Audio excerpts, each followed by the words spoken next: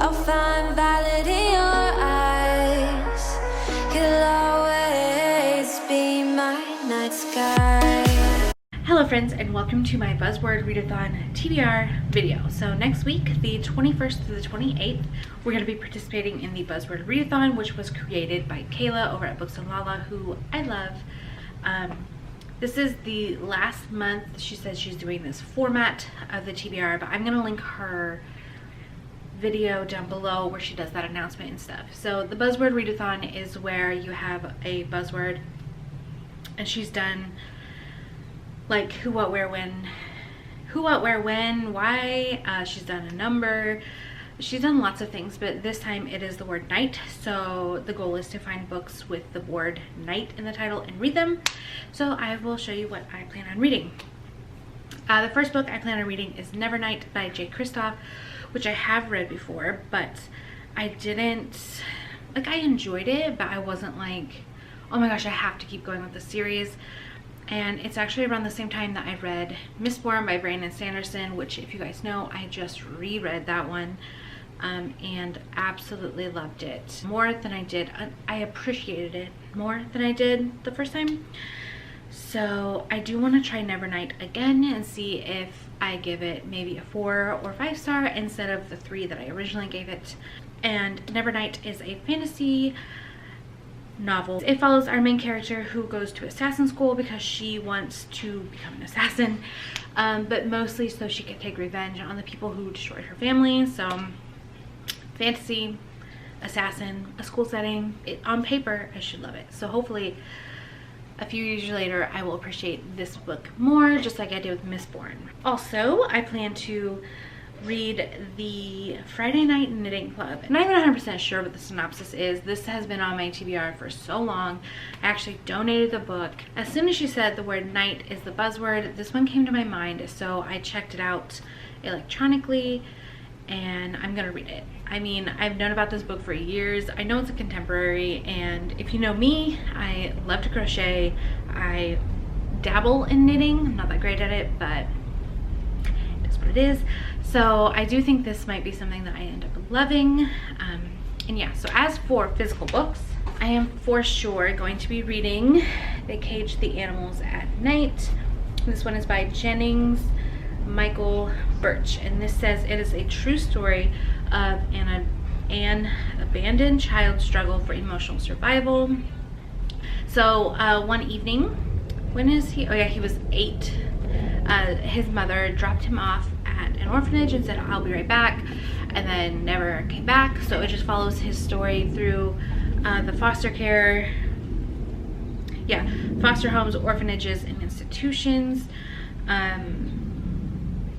And it's gonna be really dark and heartbreaking, and it's gonna destroy me because I hate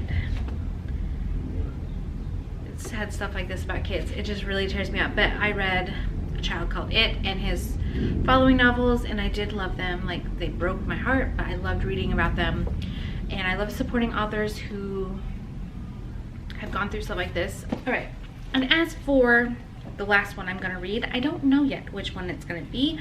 I actually have a poll up on my Instagram, and it should still be up because I'm actually gonna record this, edit it, and upload it, so it will be up. So if you could please just go vote. You don't have to follow me or anything, but go vote so I can decide which book, final book to read. So first we have Nightshade by John Saul. I thought it was Jonas for some reason. John Saul, and this obviously is a very tattered old copy of this book, but I got it for free. So and this is a thriller, and it follows Matthew Moore, and then so his grandmother has to come move in with his family, and strange things start happening. She starts kind of pitting his parents against each other, and then it says Matt transforms from a gregarious teenager to a hostile loner, and a shocking tragedy shatters the family beyond repair as a horrific shadow from the past takes on an implacable life of its own. So, thriller, it might even sound kind of horror-ish. One of the like quotes on the back says, gripping, atmospheric, fast-paced, Saul and his utter unnerving instincts to instill fear returns to tap into our deepest, most closely guarded shadows and secrets. So I do think it's horror, but also mystery or thriller, but which is honestly perfect for the spooky season, which is now. I don't care what anyone says, it's now. It starts September 1st. Spread the word. I also own The House at the Edge of Night.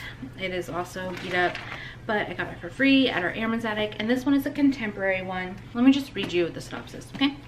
It says Castellamare is an enchanting island off the coast of Italy, far enough away from mainland to be forgotten, but not far enough to escape from the world's troubles. At the center of the island life is a cafe called The House at the Edge of Night, where the community gathers to gossip and talk. Amendo Esposito is from Florence, and he finds his destiny on the island with his beautiful wife Pina, whose fierce intelligence and grace guide her every move. An indiscretion tests their marriage as their children grow up and struggle with both humanity's cruelty and its capacity for mercy and love, spanning nearly a century. Through secrets and mysteries, through love stories and family trials, through stories of revenge and sacrifice, this rich and haunting novel is populated with unforgettable characters transformed by 2 world wars and a great recession. Okay, so I don't know. I did not know that this went over the 1900s. So yeah, 2 world wars, which means it's kind of historical fiction, I'm sure, but also contemporary. So it does sound beautiful. Yeah, I just can't decide if I want spooky or like heartwarming, contemporary-ish. So I would love if you would help me decide. My Instagram is linked in the description bar always, so if you could just go vote and help me pick which book to add. I will be vlogging the readathon and looking forward to it, although they're doing work on our ceiling, so it's kind of hard during the day when they're banging around and stuff, but we'll do our best. And yeah, if you guys are doing the Buzzword Readathon, let me know what you're reading, or if you've read any of these books, let me know what you think. And yeah, thank you guys so much for watching, and I'll see you soon in my next video. Bye. You're the night sky trying to make me see your stars.